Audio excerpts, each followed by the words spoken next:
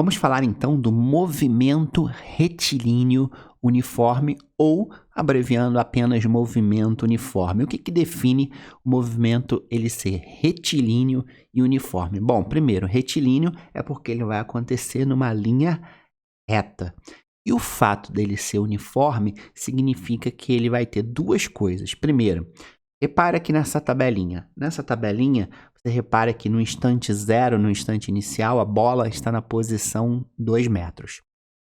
1 segundo se passa e a bola agora está na posição 4 metros. Então, ela se deslocou de 2 para 4, ela se deslocou 2 metros. Bom, mais 1 segundo se passa e agora a bola está na posição 6. No instante 3, ela está na posição 8 e no instante 4, ela está na posição 10. O que você percebe aqui? Você percebe que a cada segundo que se passa, a bola se desloca o mesmo valor, ou seja, 2 metros. 2, 4, 6, 8, 10.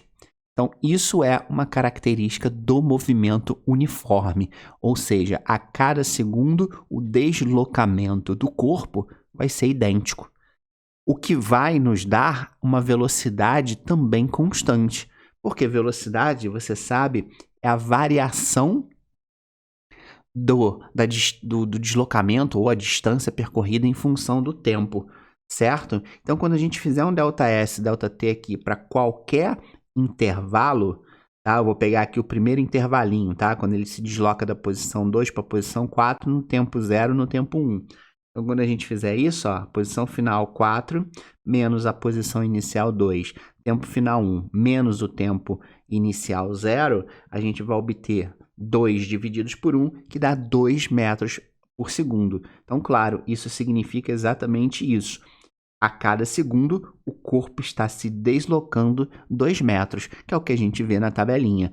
Ou seja, em qualquer intervalo que você fizesse essa conta, você ia encontrar exatamente 2 metros por segundo, ok?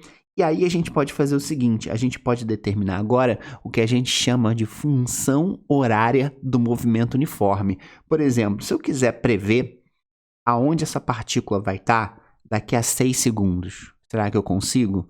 Consigo, com essa função.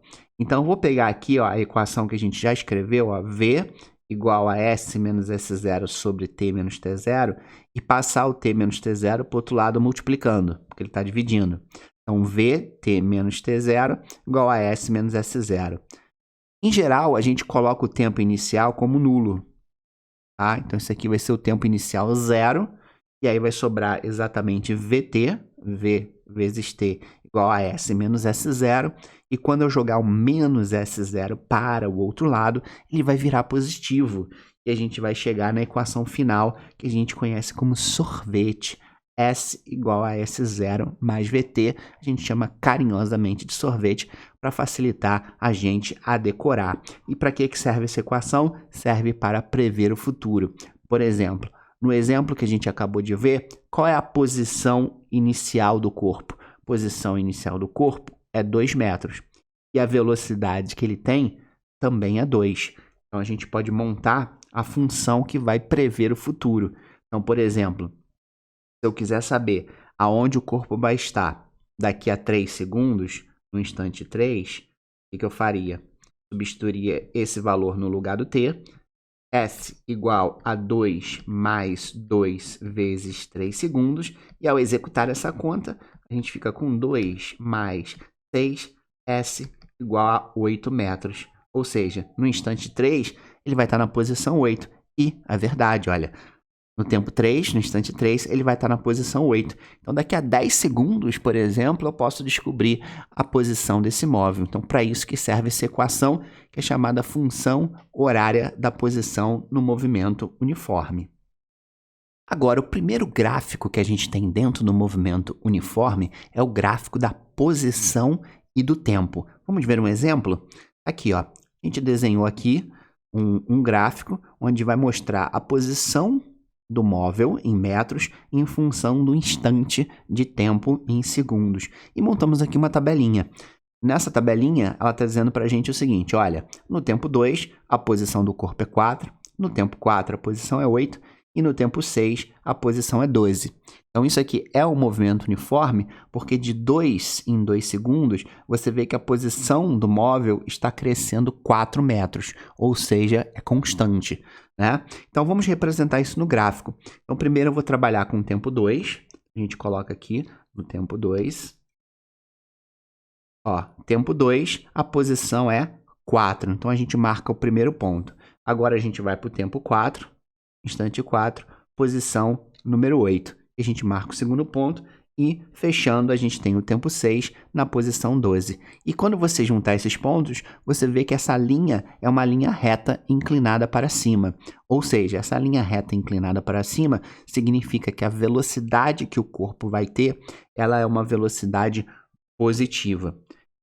Bom, tem dois jeitinhos da gente calcular essa velocidade. O primeiro jeitinho era a gente usar a fórmula, V igual a ΔS ΔT. A gente pode pegar o deslocamento do corpo em função do tempo e fazer a conta. Então ficaria, por exemplo, posição final 12 menos posição inicial 4, divididos pelo tempo final, que é 6, menos o tempo inicial, que é 2. 12 menos 4 dá 8, 6 menos 2 dá 4, 8 divididos por 4 vai dar 2 metros por segundo, ou seja, a cada segundo o corpo está se deslocando 2 metros. Tudo bem? Mas tem um outro jeitinho, e a gente vai usar um pouquinho de trigonometria. Se você reparar, a gente conseguiu fechar aqui, ó, um triângulo retângulo. Então, a gente tem aqui um ângulo θ, certo? Aqui a gente vai ter o cateto adjacente, que vai ser exatamente esse valor no eixo do x, e a gente vai ter o cateto oposto ao ângulo, que vai ser exatamente esse valor no eixo do y, tá? Então, vamos fazer o seguinte, ó, a tangente de θ, lembrando da trigonometria, é igual ao cateto oposto sobre o adjacente.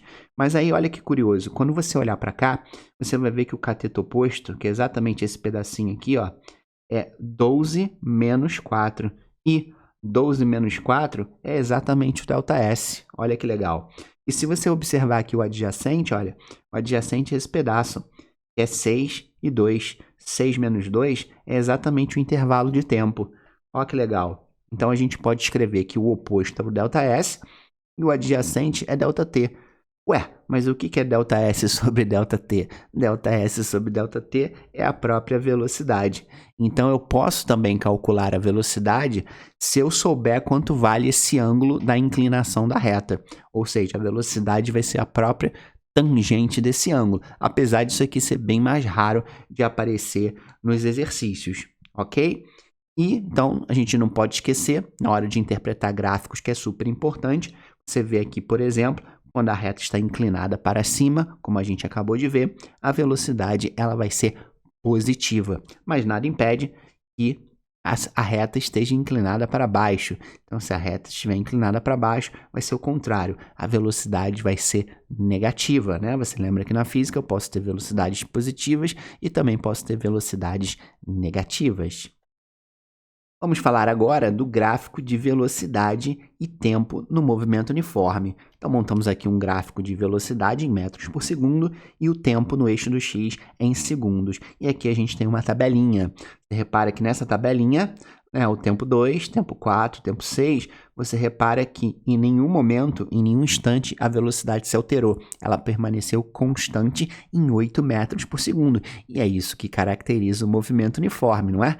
O movimento uniforme é quando a velocidade permanece constante. E se a gente montar um gráfico, disso, primeiro eu estou pegando aqui o tempo 2, velocidade 8, depois o tempo 4, a velocidade continua 8 também, tempo 4, velocidade não se altera, e no tempo 6, ora, a velocidade também não se altera. E aí o que você percebe? Você percebe que quando você juntar esses pontos, significa que você vai ter uma reta deitada. Então, essa reta deitada significa que a velocidade permaneceu constante, no caso aqui de 8 metros por segundo, e, obviamente, é uma velocidade positiva, porque essa reta está acima do zero do eixo do x. Tudo bem? E existe essa propriedade super importante, muito usada nos exercícios, que diz para a gente o seguinte: quando eu pegar toda essa areazinha aqui, desde a reta até o eixo do x, e tirar a área dessa figura, que nesse caso aqui é um retângulo, eu vou obter exatamente a distância que o corpo percorreu. Então, essa propriedade é super usada nos exercícios, a gente não pode esquecer. E, claro, aqui, como a gente sabe, a velocidade ela pode ser positiva ou negativa. Então, se a reta deitada estiver acima do zero, a velocidade é positiva. Mas nada impede que a velocidade também seja negativa. E aqui nesse gráfico, nesse segundo gráfico, é um exemplo, você repara que a reta deitada ela está abaixo do eixo do x, então representando aqui uma velocidade negativa.